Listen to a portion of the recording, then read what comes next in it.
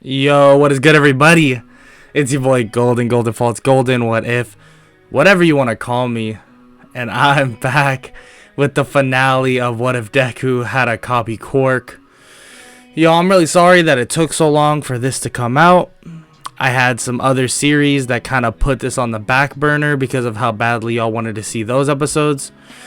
But I'm back and I'm finally here with the finale of Copy Quirk. And real quick, if y'all enjoyed, please leave a like and subscribe. And also make sure to comment down below any suggestions for any future what ifs. I got a lot going on right now. Tons of what ifs I want to finish that I'm trying my best to catch up on.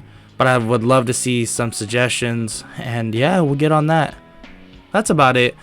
I'm not going to waste any more of your time. This episode might actually be a little quicker than usual, so sorry about that. But we're going to get right to the finale. Let's get it.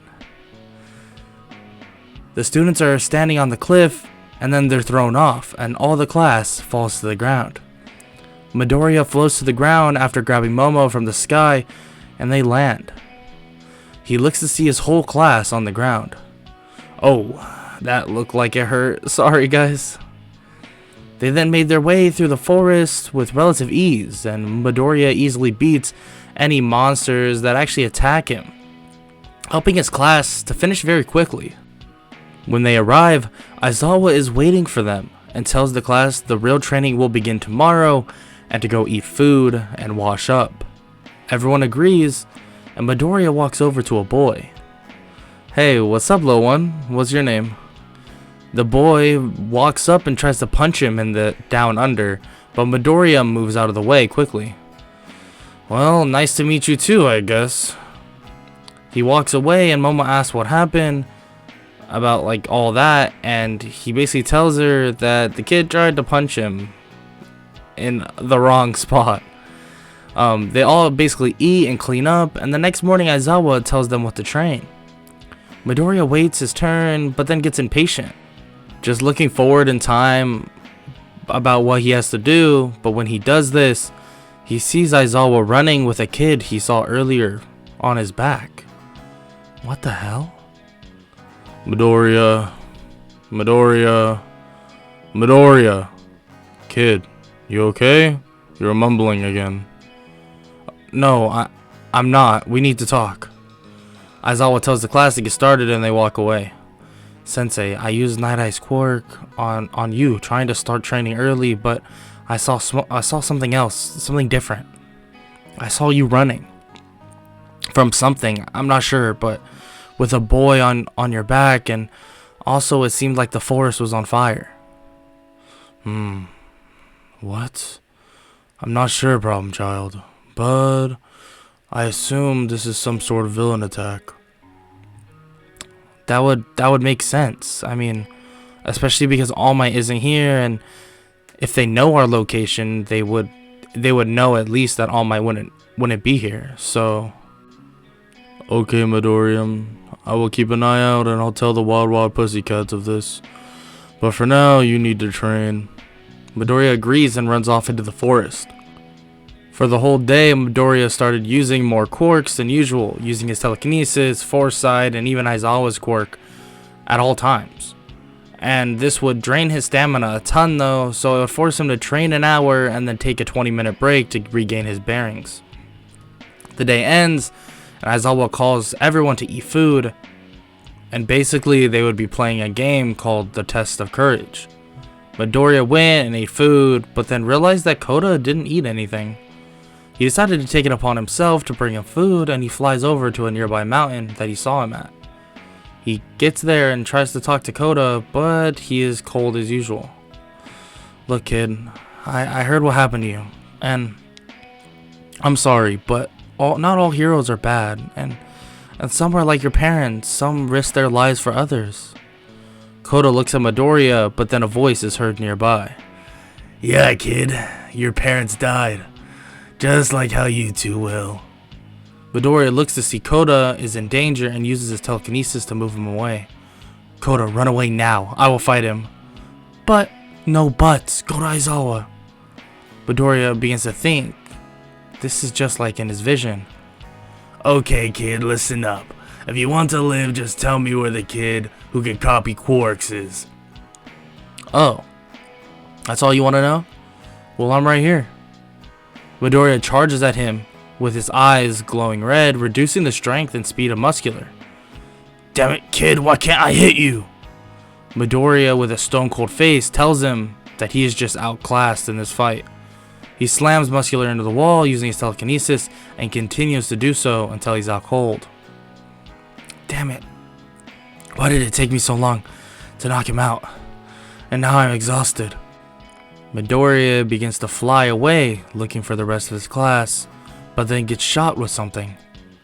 What the hell is this? Midoriya falls out of the sky, getting hit with a tranq dart, and someone catches him and signals to the other villains that they got the kid. Midoriya is out cold for hours, until then he finally woke up in front of some familiar villains. Oh, you're finally awake. Midoriya tries to move but can't. What do you want, hand face?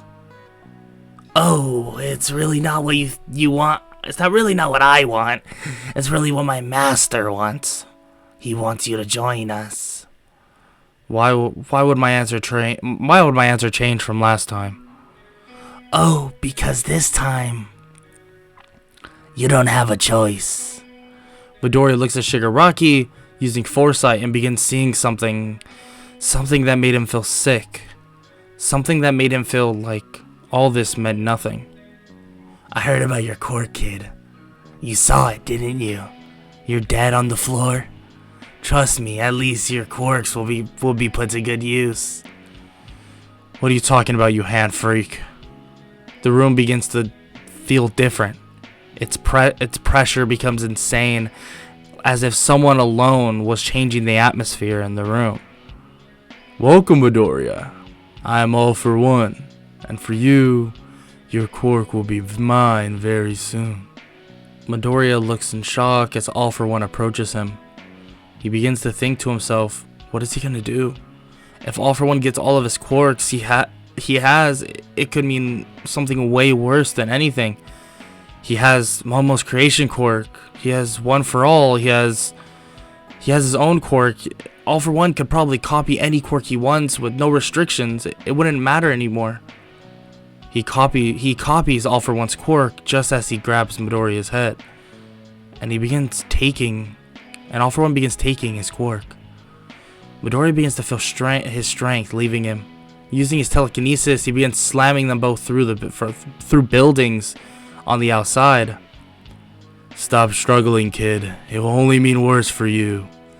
Midoriya begins to feel his body disintegrating, and gets this feeling of his own mortality, and it just overwhelms him. Damn, I couldn't stop what I saw. Now All For One will have everything I have, and who knows what he'll do with it. Midoriya begins to shed a tear and begins to think, wait, I may not be able to change the result of this fight, but if I can change what happens before it, then just maybe. Midoriya grabs All For One's wrist and begins focusing. I can use All For One's quirk against him. Maybe it will work. Both of their bodies begin to light up as if they were some sort of beacons. Midoriya begins to scream in pain and All For One smiles. Wider and wider. He drops Midoriya and he lays there on the ground, seemingly lifeless. While on the ground, All For One begins to laugh, saying that now nobody can stop him. He has so much more power than before. Out of nowhere, All For One begins to cough and cough, thinking back to what Midoriya said. That kid grabbed my wrist, but not to stop me. He did that because he had a plan. What is happening to my power? All For One begins to collapse, and as this happens, heroes begin to show up. What the hell is happening? A faint smile begins to be heard from a couple meters away. All For One, your quirk is gone. Crazy how sometimes not having an actual plan works out in the end. It's something you would never understand, having the willingness to sacrifice yourself to beat someone. having the willingness to understand that you are far from immortal. All for One begins to lose his breath as the last remnants of his quirk disappear from him. You dumb kid, you'll die alongside me. Yeah, maybe I am dumb, and I will die alongside you, but at least I'll be remembered as a hero, but you will just be known as Hero Society's stepping stone. All for One dies in Shigaraki's arms, and he walks over to Midoriya, about to finish Midoriya off. Oh, Shigaraki. Hand freak. Going to kill me now. I mean, it doesn't matter. I'm already dead. The heroes run over to capture Shigaraki, but he's gone with Kurogiri and the rest of the League of Villains in an instant. And All Might runs over. Young Midoriya, are you okay? No, not at all. I'm going to die. And don't bother bringing me to, get help. It won't matter. Midoriya just tells him that he only wants one thing. All Might grabs him and begins sprinting to the hospital that some of Class 1A was at. He lays him down in a room and someone runs to him. Momo runs to him crying, saying that they have to call a doctor and that he can't just die. Yeah, honestly, there's no way around it. When I copied All for One's quirk and then used his quirk to basically destroy itself, it overused my body to the point that I'm practically corrupting from the inside out. I'm sorry. I couldn't change the future. At least not totally, but I wanted to at least say my final goodbyes. Momo hugs him, crying, and he grabs her face. Momo, I want to give you my quirk.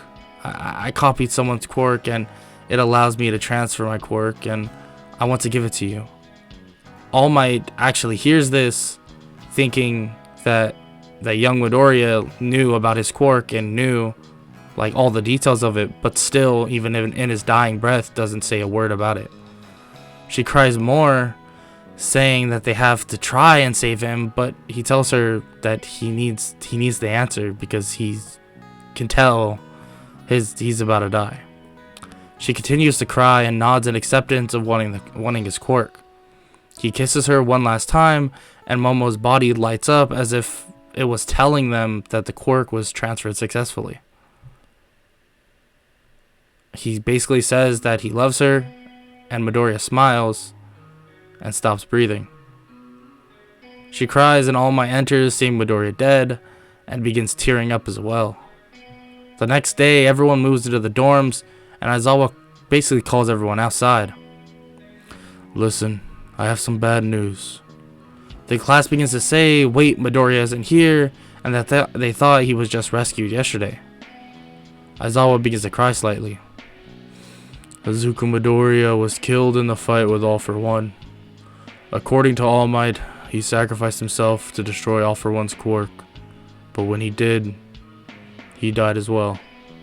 The class begins to cry, but Momo stands there with her teeth gritted and fists clenched. Everyone asks her if she's okay, and she smiles, saying that Izuku did this all for them, for their safety, so that they can be heroes, and that he even trusted her with his quirk. They all looked at her in shock, and she begins to float like Midoriya once did with his telekinesis. Aizawa, not knowing this news, begins to cry even more, but in his normal, usual Aizawa tone, tells her to not let Midoriya down with mediocre use of his quirk. She tells him that she would never, and that she would become the #1 hero in his place. Aizawa smiles, thinking that he has never seen not only her, but his whole class so determined. Okay, problem children. Tomorrow will be a funeral for Izuku, so dress nicely. But after that, you will all be working hard to carry on being heroes and carry on his legacy. They all agree, and the next day they have a funeral with Inko, all the classes, teachers, and many others.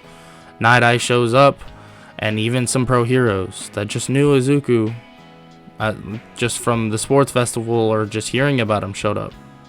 They all grieved over the loss of what they deemed as a true hero, someone who may have been a hero in training of sorts, but still showed that hero was the only thing he truly was. Inko, Aizawa, and Momo walk up to his coffin, and they close it shut together at the same time. And when they close it, the top of the coffin says, "My hero." And that is the end of this What If. I'm pretty sure no one expected that. I mean, if you did, yo, props to you. Leave it in the comments, and like that you actually expected that. But I thought this was a cool way to end it. I know if y'all watched my Grim Reaper series, that it was more predictable that he would die there than probably in this. But oh yeah, spoilers on that. Sorry if you guys haven't seen that, but if you haven't seen my Grim Reaper series, you gotta go check that out. But real talk, I don't think anybody would have expected that.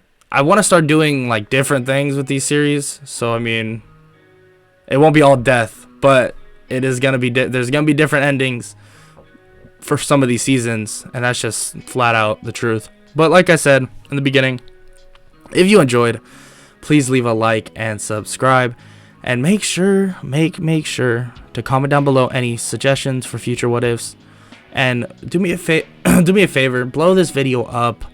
I really enjoyed making this part. I feel like this is definitely an interesting ending and a different way of going about things.